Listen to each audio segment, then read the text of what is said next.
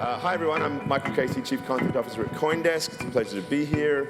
Got a tremendous panel to talk to you today. I do need to point out it's got one less name than we thought we were going to have. Unfortunately, Hayden Hammond couldn't make it from Invictus Capital. I do need to point this out that I was looking forward to seeing Hayden on the panel because I was getting a lot of emails from some of his investors. Obviously, last week's events have had some impact on a number of funds, and I'd like to have had people here to be able to talk about that. But nonetheless, Invictus couldn't be on the panel.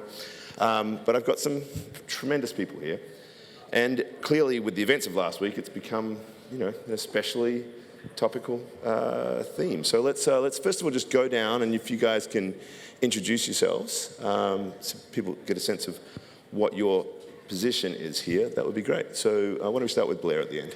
Hi everyone, and a big thank you to the person that got these chairs. Obviously enjoys a practical joke. So Blair Halliday, I'm the Managing Director for the UK for Gemini. For those that aren't aware, Gemini is a crypto exchange and custodian. We've been in the UK for around about a couple of years now, and we were founded in the US by Tyrell and Cameron Winklevoss. We're one of the few firms that have a crypto asset registration with the FCA. And we're also an e-money institution, which covers things on the fiat side. But great to be here. Thanks, Blair. I'm Elizabeth Rosiello. I'm also not benefiting from this gigantic chair. I look like a pixie. I'm the founder and CEO of As a Finance. Originally, I founded BitPesa, which some of you might know in 2013 was the first exchange in the world run by a female, the first to trade African currencies, and the first to trade between mobile money and digital money. And I think a lot of people always say that that's the future, or a lot of the great use cases, and we are one of the companies that 9 years later is still doing that. As a Finance was a development out of that, and we do fiat and crypto market making, spot FX and short-term forwards all across the African continent and around the world. And like Dan was saying before, we work with some of the largest remittance companies like our brothers in Mexico at Bitso, and we process up to 10% of all the remittances into Nigeria and across the continent. And we work with some of the largest SMEs and corporates who are buying and selling African currencies. And for our team, it makes a lot of sense to not only trade, but also settle using a hybrid approach between crypto and fiat. So we're one of the on and off ramp players in the space. I'm also the co-chair of the World Economic Forum's Blockchain Council for the last few years. Okay, yeah. Hi, everybody. I'm Yael, Tamara. I'm the CEO and co-founder of SolidBlock. And what we do is we move traditional assets or transform traditional assets like real estate and anything on the balance sheet into the Web3 realm. So we transform these assets into digital securities that can then be traded, collateralized to obtain loans, put into structured products. So a lot of the things that all of you are, or most of you are exposed to throughout the day at your work, but backed by blockchain-enabled, traditional assets. So our goal is really to help the bulk of the assets in the world, which are not cryptocurrencies or crypto assets at the moment, to benefit from the Web3 and blockchain economy. Okay, so you actually have a fairly diverse set of perspectives already from the different lines of work that these people are coming from, which I think is going to make an interesting discussion. But why don't we just talk about the elephant in the room? And I'll go to you, Blair, just because I think, from Gemini's perspective, you've got this perhaps broader vision of what the at least contemporary crypto market looks like. What does the landscape look like now in the wake of last week's, the various words were meltdown, catastrophe, whatever. Is this going to be with us for some time? Are we in a difficult consolidation period, or is it a blip and it's back to the races? Thank you for that crypto political hot potato there. I think, look, the reality is, what is the next step? What is the next step? Well, I feel like the next step is what it should have been before and previously, which is education. It's about understanding what you're getting involved in. And I think naturally, when people look to get access to crypto and all the various different coins, and we're talking, I don't know at last calculation, but thousands of different coins. The importance of understanding what you're investing in, the legacy of those particular coins, the structure, even in a, especially if you're getting involved in something, like a stable coin, understanding how that, how that actually works, how that pegging works, what it's backed by. If we look at, from Gemini's perspective, we have Gemini dollar, which is pegged to the USD 1 for 1, but it's backed by fiat. It's independently assessed and adjudicated.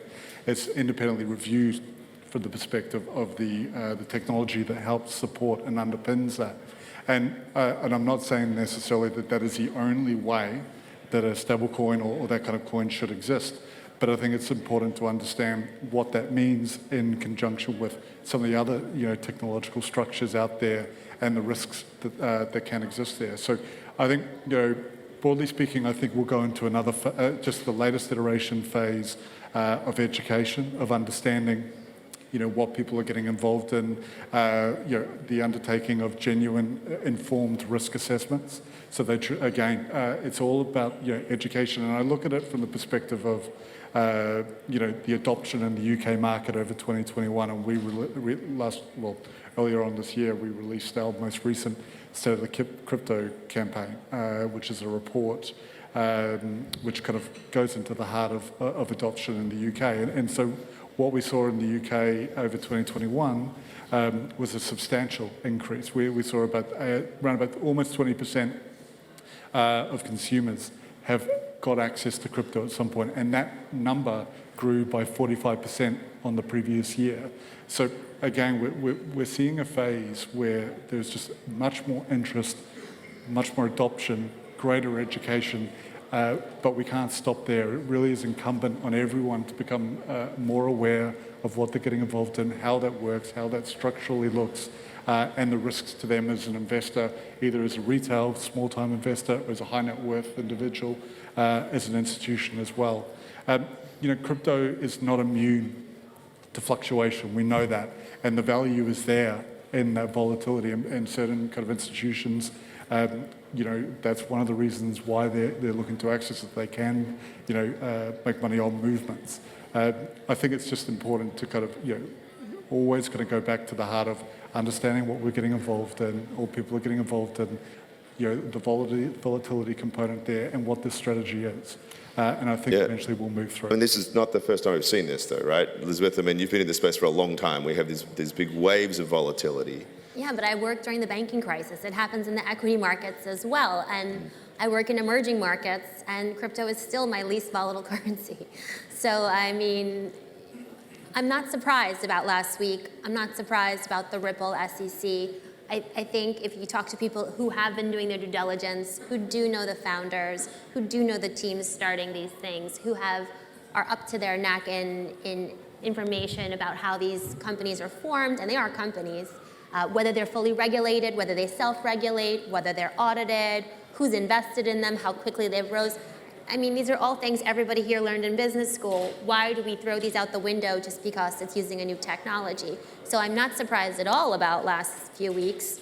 And it's not shocking to me. It's an early sector. We've had many of these hits in the last 9 years that I've been in the sector, and we've recovered from most of them pretty quickly. And if you think about what happened with the Japanese government, of course, after Mt. Gox, the hit from Mt. Gox resulted in some of the fastest moving regulation in a G8 country. So, we need these hits to start having people remember to check an audit before they invest. We need these hits to make sure everybody's eyes aren't, popping out of their head at the returns and forgetting the basics of economics. So I'm really not even raising my voice caliber about last week. I can't believe many people invested in this, to be honest. Okay, but this panel was conceived of as something for institutions to learn in a way about what opportunities exist for managing a diversified portfolio. And I do imagine there are a lot of folks who are perhaps having second thoughts as a result of this. I mean, we've certainly seen rises and falls of interest in crypto with price. And to Elizabeth's point, eventually, well, rather quickly sometimes it bounces back. But clearly, these shifts do impact public perception and therefore investor patterns. What do you see happening there? So I think the number one reason why institutions or wealth managers are not jumping on the chance to invest is number one because they're lacking the tools to evaluate. There's so many things to evaluate in this ever-evolving industry, right? So then the tools are coming on. I think that there are a few companies that are involved in data and analysis. Like Heiko, yeah. Yeah, that do that. But I think that there is an inherent problem in the industry, which doesn't exist so much in private equities and other volatile markets, is that it's very difficult for a traditional company, let's take Amazon or Apple or Google, to get to the size that it is, to join the S&P 500 and then fail so badly because people just blindly trusted it and create, there were a few things like Theranos, for example. I don't know what was the issue that, some of us might know the issue. It exists in pharma, it exists in other industries, but in crypto, it's possible that so much money went into a company just because they just didn't know the major point of failure, right? So how do we prevent from that, huge bubble with one specific player that if they fail, the whole thing crashes, right? And I think we're getting better at it as an industry, but we definitely all need to share insight. And, you knew it was written on the wall. A lot of people knew it, and a lot of people were talking about it. So, so that's I think, once these crashes happen less, then more institutions, more significant investors will come on board. But until then... I mean, it's interesting. All of you are saying in a little way that we need this, right? Which I think is actually true. I do think that this is something about the crypto space. It's an open ecosystem. It's not... It doesn't have... the sort of nanny state control of, this is truly a caveat emptor sort of environment. Mm-hmm. And as a result, when things fail, you learn, right? And that is part of the way the ecosystem changes and shifts and evolves. But I suppose getting back to the question here with regards to this panel, like how should institutions therefore think about that as an investor? Like how do I invest in something knowing that it is going to go through this phase of shifting volatility and growth?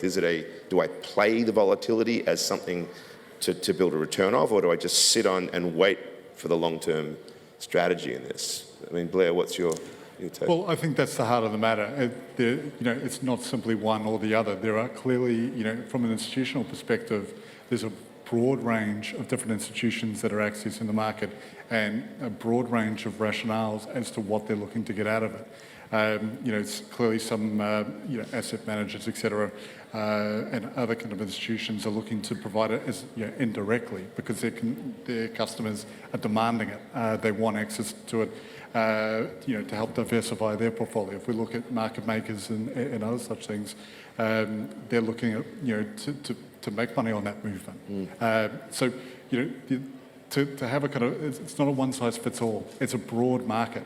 And certainly from a Gemini perspective, we see value in the long term, and we definitely perpetuate the whole HODL mentality. And Tyler and Cameron, our founders, have talked about the value going up to 500,000, and whether depending on your particular view on that, it's kind of moot. But that definitely is a good example of. Of why value, holding in Bitcoin or potentially Ethereum and other such things that have a little bit more of a storied background, holding those and not looking to kind of make instant trades. Actually, there's a value proposition there. So I think in answer to your question, look, crypto has a value proposition for a variety of different people, from the traders that are looking to make quick movement value to those that look at it as a genuine diversified portfolio hedge or opportunity. I think what it all comes down to, and I know I'm banging the drum about education, but and my fellow panelists have kind of said it as well. It's about your due diligence. Crypto needs the same due diligence in the same way as any other asset class. You should understand what you're investing in and what you're holding in, and that will serve everyone well. Okay. I mean, obviously, we're looking at, I think a lot of family offices here. We've got, sort of wealth management community. But Elizabeth, we were talking earlier about some of the profiles of other types of investors that we have in this space. So given what we're looking at here, these kinds of investors, you talked about some of the younger whales that are in this space and their different mindset. How does that play into the outlook for the... I think there's a couple of different points I'd like to make. So the first point is that in this ecosystem, you have two wildly different exposures. You can play on the actual price of these coins, which is a very kind of currency type trading, and it can get really wild very quick. And unless you're used to that style of investing, no amount of due diligence is going to brace you for the intraday volatility that you can see in those markets. And part of that reason is because we have so many high frequency traders that are rogue or, one guy, even in like Ghana or Nigeria, we have a couple of traders who can move the whole market. So, I think that's different than what we've seen in the traditional currency space. And I think this is the first time that we've seen so many independent, high-frequency traders that can affect the markets, and it's different than what we saw in the regular institutional trading. Number two, I think that underlying all of the actual coin price is the belief that this is a technology that's going to have a lot of use cases. And I'm victim of a lot of press which would say Bitcoin is for remittances or to help develop underbanked people, and I'm the first to raise my hand, having worked in microfinance myself, to say that's not actually happening and that's not what this is used for. But what it is a great use case for is settlements and ability to trade in regions where you have sanctions or you have currency restrictions, and not in a bad way. For example, Senegal has very few correspondent banks that trade with it. It's one of the most developing countries in the world. There's a lot of very valid businesses that are there, and it's almost impossible to get a dollar account. So there's no sanctions on Senegal per se, but in effect, it's cut off from the global correspondent bank system. So we trade with a lot of trading companies, solar power companies, doing a couple of billion a year in this market, and all of that is facilitated through settlement of a hybrid between digital and fiat. Now, that's not what you hear in the press about crypto for remittances, and it's not NFT sports tickets, but there are a lot of use cases like this that are truly changing what the infrastructure looks like for financial services around the world. And I'm not saying that with hubris. I'm a very pragmatic person. And in the World Economic Forum, we saw lists and lists of use cases, and there's a lot of fluff, and there's some real value there. So I think when we're thinking about the value of investing of this company, there's the short-term high, exciting returns that you can have if you're playing intraday or intra-week volatility on the price. And then there's also value investing in the companies that are working on the infrastructure that will then actually affect the price, but it's a bit more of a complex trade. And in both those situations, you need research. In both those situations, you need understanding. And I think we also have to realize that there are other actors that are different from other asset classes you invest in, like these independent high-frequency traders that are external factors that affect the way the market moves. And so the last point on this is that my favorite thing to say is that we can't invest in new things using the same old methods. And we can't have investment and risk committees that look and have studied and have worked in this older places and using those risk assessment and investment mechanisms in these new places. So we really need to think about who's on the risk committee, who's on the investment committee, who's giving you the research. We can't be getting research from Merrill Lynch to invest in something like this. So I think we need to really radically change the way we think about investing because of these topics. Okay, but SolidBlock is almost acting as a bridge between those traditional investment vehicles in the traditional investing world and the crypto world. You're looking to, pretty much give crypto power, if you like, to those traditional assets. Explain a little bit about what you're doing, first of all, and then maybe tell us how that can or cannot be an opportunity for people to find a different exposure to this space. Awesome. I'd love to explain what we're doing, but I'm dying to explain just about how institutions can get into crypto space, and it's not going to be via trading. I don't think anybody here is going to go right now and open a Coinbase wallet on behalf of their family office and just start trading, right? That's not going to happen. So there's literally maybe 5 or 6 ways that an institution or an investment fund can get involved in crypto. I think the most common way is to invest in equities that have deep crypto on a balance sheet that has proven to be slightly risky recently, right? MicroStrategy being one major one, but Tesla and a lot of companies, right? Then there are ETFs that actually are a combination of those. Then there are investment funds that invest on your behalf, right? Investment funds and hedge funds that have different risk allocations on crypto and management strategies that you can get behind and you can be comfortable with, right? A lot of them work with institutions. A lot of them work with custodians that are banks. A lot of them have insurance products that will work for whatever institutional strategy or policy, risk management policy that you have. Then you can, of course, there are alternative assets like real estate and traditional assets that have been put on the blockchain. And that's what SolidBlock does, right? And there are a few platforms out there that take real-world assets, issue traditional securities, right? So in the US, it would be a private offering with an exemption for accredited investors or a crowdfunding offering. In Europe, there are similar vehicles. In the UK, it's slightly complicated, but we're getting there. So just in general, these products in the UK are more available to institutional and corporate investors and not individuals. So once you issue the very traditional security, you start offering, you start listing investors that come and put their money in. They can put their money in fiat or crypto, and then you actually record that on the blockchain. So once the ownership of an asset is recorded on the blockchain, now the individuals or companies that invested can trade peer-to-peer. They can trade on exchanges. Not only that, you can now collateralize this asset fractionally, right? Imagine there is a $100 million asset and a fund put in $10 million or pounds, right? You can collateralize just that fraction and go out and get liquidity and get a loan. So that's the new world in which I think is the most interesting trend right now in institutional finance, is just being able to access this level of DeFi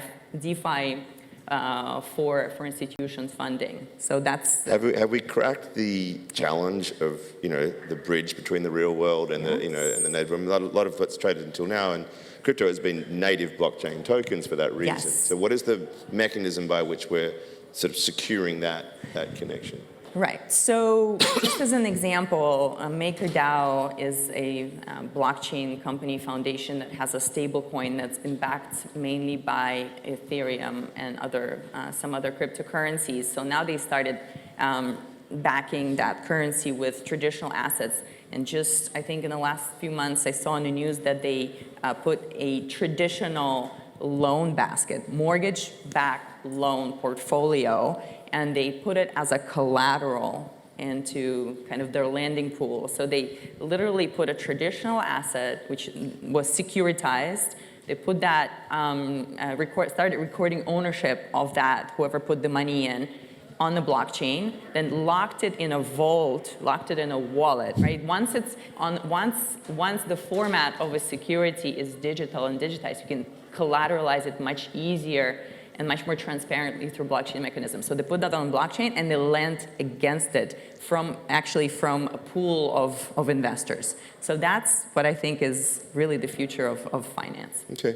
When we talked about this, we had a pre-call, you had talked about how you foresaw not the pain that's happening in crypto, but the broader pain that's being felt in the traditional, the wider economy, and maybe these sorts of tools could be ways for actually people to derive liquidity at times when liquidity is going to be valuable, to sort of fractionalize existing assets and unlock value in that way. So that was just an interesting perspective. But I'm just going to use that as a base upon which to throw a last question at you guys before we just get one or two from the audience. And that is to flip things around a little bit. I mean, it's not just crypto, as I said, that is suffering right now. There is a lot of pain when it comes to the impact of rising interest rates and a sort of a much more negative paradigm. We've talked about, Rubini talking about stagflation. I wonder, in what way, if at all, crypto suddenly becomes an alternative to all of that. Like it actually be a solution to the broader world's problems. If we can just be quick about some answers on that. Blair?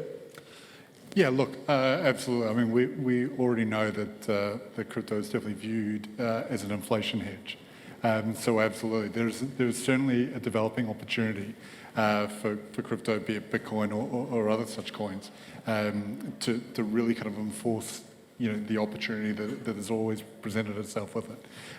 I think what we'll just tend to see kind of over the coming weeks, months, as this, as you kind of very rightly say, this suffering kind of, not just kind of further afield now, we're seeing it kind of more locally with, drastic inflation rises, and the Bank of England kind of advising that, that there is drastic, they have drastic concerns.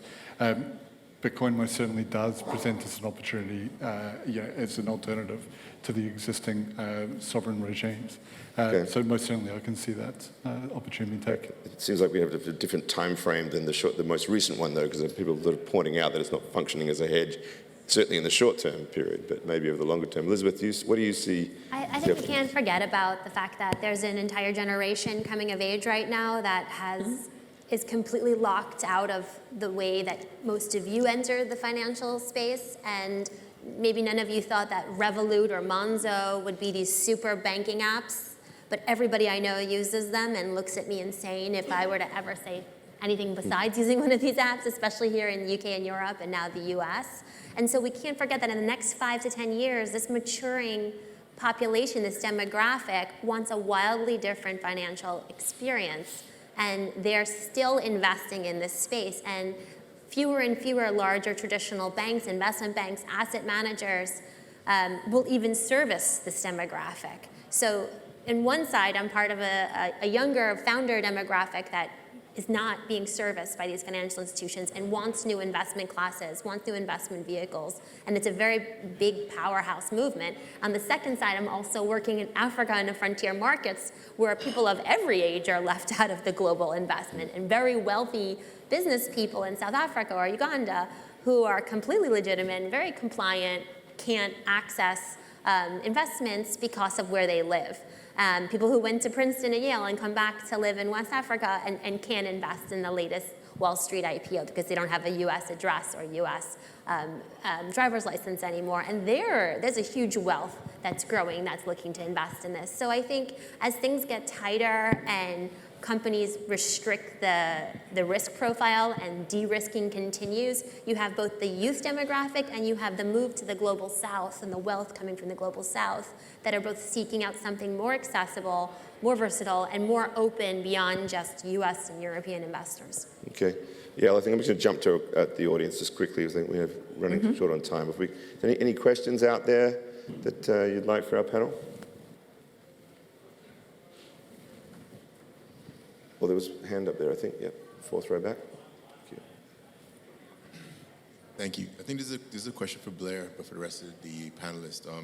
You mentioned earlier that obviously education is very important, but in your opinion, who takes responsibility for that education when people don't fully understand these currencies? And also, if you overlay what you see on social media, that distorts things quite a bit when it comes to education about these currencies. So who, in your opinion, should take responsibility and should be the almost like the go-to person or go-to persons for that education? Because it's very hard to understand that today, because everyone has their own impression of these currencies. Yep. Thank you. No, it's a fair point. It's incumbent on the industry. Is a great place to get education. So we to do a bit of blowing smoke up Gemini's backside, we have Cryptopedia, which is a great source of information that provides information right from foundational, just getting into crypto, into much more kind of intermediate and advanced level education as well, about much more nuanced stuff that as you get further into your crypto journey. I think the important thing for a firm like ourselves, we're regulated in the UK. We obviously have we have trust status in the US as well. So we work very closely with our regulators, and it's also something that we've kind of impressed on them. about the importance, our self-importance of being able to do that and provide that information to our customers, so our customers come onto our platform and have the best opportunity of developing their understanding, as well as kind of, the bits and pieces of education they'll get through general trading and being involved in the crypto landscape. So I think there's a variety of things. I think it's wrong to look at it from the perspective of the regulator must educate everyone. I think it's incumbent on us as industry incumbents to help provide this growing market with the education it needs to thrive. So I think it's a mixture of all of that, but certainly we're taking it upon ourselves. All right, I'm afraid we are out of time, so we're just going to call it a break there. I'm going to use this last little, sorry, I just right on time. Unless I have time for one more, I don't know what we have, okay. Actually, I had a hand up here first, so I'm sorry about this, but I just need to, this gentleman here was indicated beforehand. So. Thank you. Peter Rayward from Ados Holdings. My question for the panelists is sort of twofold. If you're sort of more from the traditional investment family office world, and you were looking at one maximum two initial investments to get you started in this space, what would they be and why? And number two, for a more advanced investor, what do you think is going to be the next sort of growth investment you would pick over the coming sort of year or two? Thanks. I might be biased, but I'm venture-backed, and there are a few venture companies in the space that have access to a large swath of the ecosystem, and they get a lot of information, and they do a lot of information sharing and across all their young companies. And I think it's really important at this early stage to understand how the different parts of the ecosystem work together. So you might have the builders, you have the infrastructure, you have the trading systems, and without that kind of bird's eye view of what's happening in different parts of the ecosystem, very quickly it becomes an echo chamber of everybody's over here. You can develop something over here, but if you don't have the on and off ramp, that will never work. You can develop this over here, but if you don't have the regulatory, it's not going to work. And these companies are young, so they need each other to work. So investing in a venture fund that has a large exposure to different parts of the ecosystem, I think is an amazing way to get a lot of information early on, and you'll be able to see with relatively low starter investment what's happening at different places. And unfortunately, it's a buyer's market, and the founders are required to provide quite a lot of information. So I think that's a great way to get access. I would also say if you're an experienced investor or kind of an early entrant from an institutional perspective in the crypto space, I would definitely speak to my colleague Stephanie Ramazan down there, Director for Business and Business Development, and she'll be the perfect person to walk through some strategic opportunities. Okay, wrap it up. Okay, that's it. All we have time for now. I'm going to also use this opportunity in my prerogative as the moderator to put my own shameless plug out there, but I should tell you that CoinDesk, my company, is putting on the biggest conference in the crypto space, the most important one, we like to say, Consensus, in Austin, Texas. It's a festival this time around. 4 days, 15 stages, 400 speakers, thousands of people. If you really want to do a deep dive, if you want to get exposure to all of the opportunities, the builders, the developers, the regulators, everyone that's actually out there, as an ecosystem trying to figure out where this crazy thing is going, I encourage you to come along. CoinDesk.com, you can find the tickets to that there. All right, so thank you. Excuse me for that plug, but and a round of applause for the tremendous panel.